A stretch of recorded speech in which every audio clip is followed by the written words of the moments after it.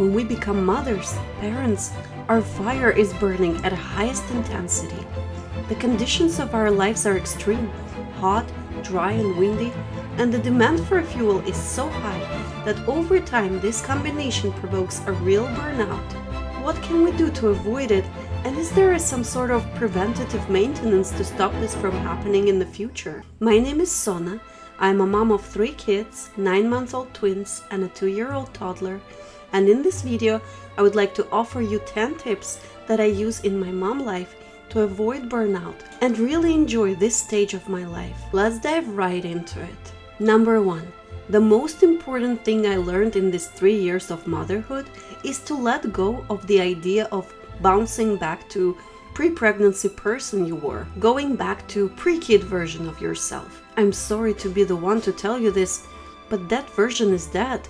Every time a woman goes through birth of a child, she dies a little. Labor and delivery is not only a near-death experience for a woman, but it actually is a little spiritual death. No matter how happy the woman is after the birth of her child, she feels that some part of her has died.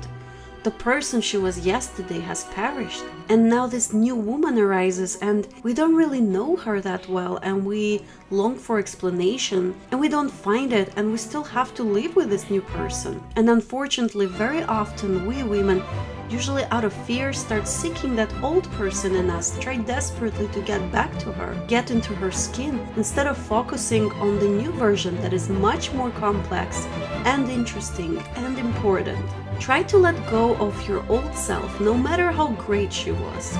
You're so much more now. It doesn't mean you have to give up your values, your desires, your goals, what brings you joy and fulfillment. No, but it does mean that you have to look at yourself as a new woman, whom you yet have to explore and learn to love. Once you do it, it's like a huge stone falls away from your heart, and you feel so much more liberated and happy. It might take some time to do that, but you will like the result. Number 2. This one is a little less abstract and more practical. My biggest advice to all moms of small kids: get out of the house with your kids as much as you can, every day if possible, even for a short walk around the neighborhood. These walks shift your perspective on things, nurture your physical and spiritual health. It's the #1 cure from a burnout and unnecessary stress. It will improve your mood and mental state. I feel like I'm advertising something here, but yes, the outdoor space will heal you. I started to take short walks 4 days after my C-section, and in a week I was almost as good as new. I noticed how much more relaxed I feel with them outside, how much our outdoor activities boost everyone's mood and energy, and our apartment stays so much cleaner, which is a big win, and how much better we all sleep at night after a long walk. With my twins or the toddler, we explore fun places around, go to different parks, have picnics, go to libraries, museums, and have long walks in the neighborhood. If you have a library or some fun place not too far away, walk to it, don't drive. I take my kids to the playground, the library, as well as cafes and shops. Even though Los Angeles is not well adapted to walking, I still create routes and walk to the most of these destinations. Sometimes it takes me up to an hour, but I make stops if needed. Being in the nature or around people has so many benefits for both our physical and psychological health. After the pandemic, many feel like being a parent is even more isolating, whether you're an extrovert or introvert, and even if at times it feels hectic to be outside, loud and hard, in my experience it's still much easier than locked and isolated at home. Number 3. Include kids into your favorite activities or chores. There are things that are necessary for me to accomplish throughout the day. Even the simplest things became difficult after having more than one kid. So for instance, when you need to cook, put babies in high chairs in front of you, not too close to the stove, of course. Baby carriers and wraps are very helpful when you have one baby, but I don't use them too often this time around because I previously damaged my back carrying my daughter in it for 24 hours. I learned my lesson. Putting twins in the high chairs or stocky loungers when they were infants worked for me much better. I keep giving them veggies, fruits, or toys to keep them entertained or contained. Whenever I need, for instance, to read a long prayer, I put my twins in the loungers and recite the prayers like poems to them. Usually they listen carefully. If I need to write or edit in the computer and I don't have time to do it solo, I bring one of the kids to our home office, put him in the high chair, and bring a basket of toys. Usually I don't get more than 30 minutes, but it is something.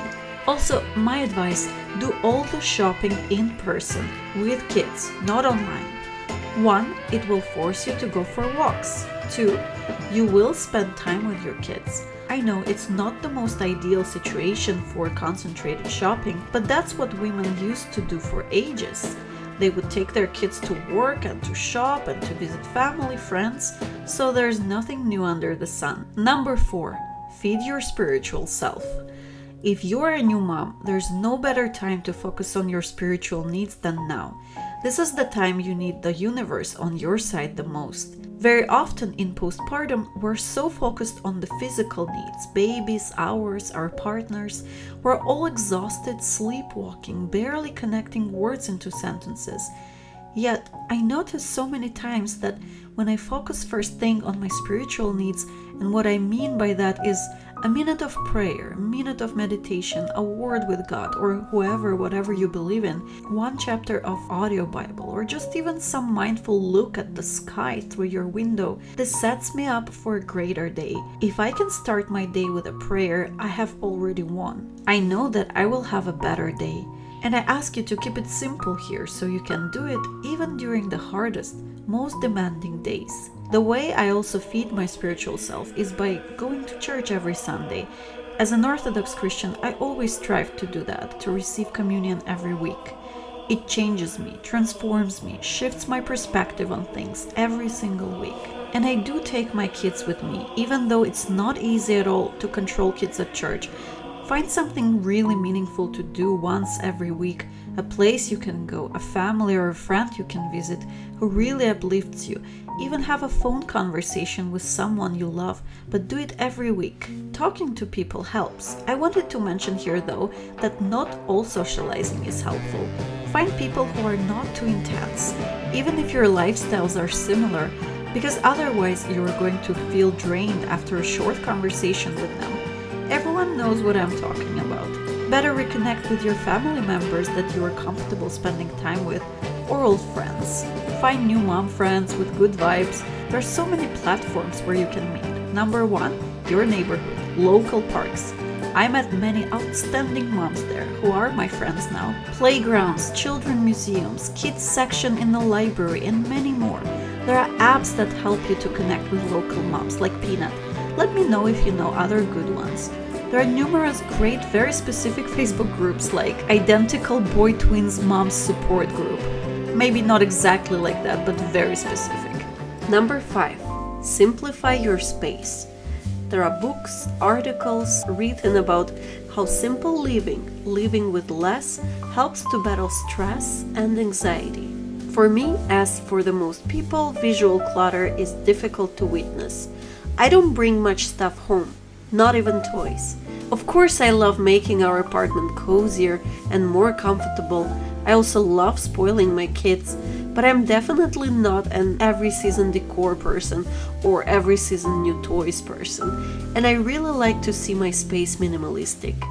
The days and weeks after decluttering are usually my happiest, most productive and easiest days.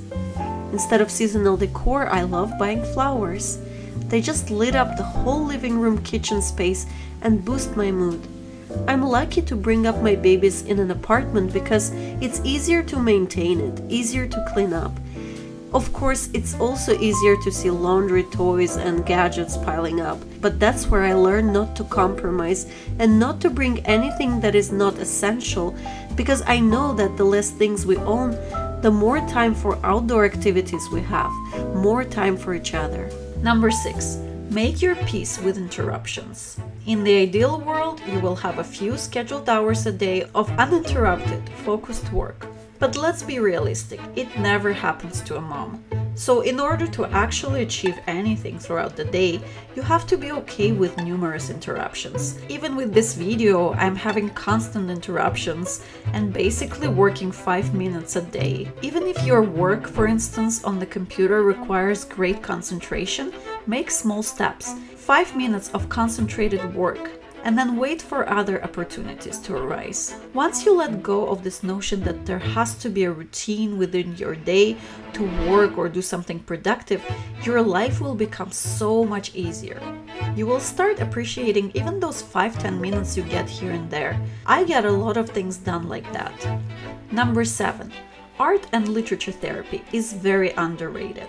If you live in the city or close to the city, go to the museums with or without kids.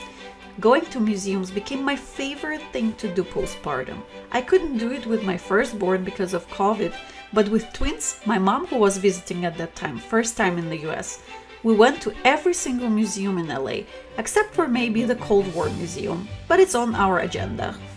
I worked in the museum for 2 years myself. I loved them. I remember how fantastically refreshed I felt every time entering and leaving the galleries. The influence of art is incredible. After the museum, my legs get a little tired, true, but my whole physical state, my mood, my energy are fantastic. I feel elevated, I feel cathartic. Even if you think you're not a museum person, you can find the ones you like. I know it's not easy to go to a museum with kids, but I promise after a few times you figure it out. You can bring their favorite toys, time your trip with their naps. As for older kids, try to engage them. I remember how I loved going to the museums even when I was 6 years old, when there was a guide helping to understand the art. Later, I didn't need the guide anymore, but in the beginning it's good to have one. Knowing the context always helps. Now, as for literature therapy, reading or listening to the audiobooks is a great way to not only relax, but also fuel your brain in the way that you don't feel left out. You are in the thick of motherhood, but you are also learning so much. Isn't it great? Let your eyes rest when you listen to a book. Let your ears rest when you read. Films, TV shows are good too as a therapy. Yes, there are so many great ones. I want to encourage you to watch more indie films, support independent filmmakers, foreign filmmakers with films and shows that give you a cathartic experience and not just entertainment. Number 8. Start or continue a hobby that you can implement in small doses into your life every day. My biggest hobby that used to be my profession is reading. I used to be a journalist, art critic, so sometimes I would read over 100 books a year. That didn't happen again after having 3 kids. I mostly rely on audiobooks now, but I still want to continue that, even in this season of my life. So I listen to audiobooks and I read paper books as much as I can. A few pages a day, a few chapters a week, doesn't matter. I just want to keep my brain engaged because it does give me a pure satisfaction. Number 9. Celebrate little achievements, little victories, small events. Don't skip them, even if you are oh so tired. No one asks you to throw grandiose parties, but just an intimate dinner with your family, movie night, little picnic, all of this count. Number 10. Quality rest. I know, I don't want to either tease you or myself. I gotta be honest, quality rest is almost unattainable idea when you are a mom of 3 under 3. So just rest whenever and wherever you can. Again, for me, it's the walking outside, going to the park, taking a minute to breathe, to pray, reading to my kids, napping with my kids. Doesn't always work, but when it does, oh my god, so refreshing. Taking baths instead of shower, a big one for me. Also, pay attention to your diet. Sometimes it really hurts your energy levels when you snack too much or eat food that is too heavy. I also encourage you to spend more time with people you love, who cherish and uplift you. It's so important to be encouraged in this very busy and unpredictable season of your life. I really hope you will find the rhythm that suits you, and you will find peace within you and energy to pour your love and kindness on others. Thank you so much for watching this video. Please like and subscribe if you would like to see more motherhood related content. And see you in my next video. Bye!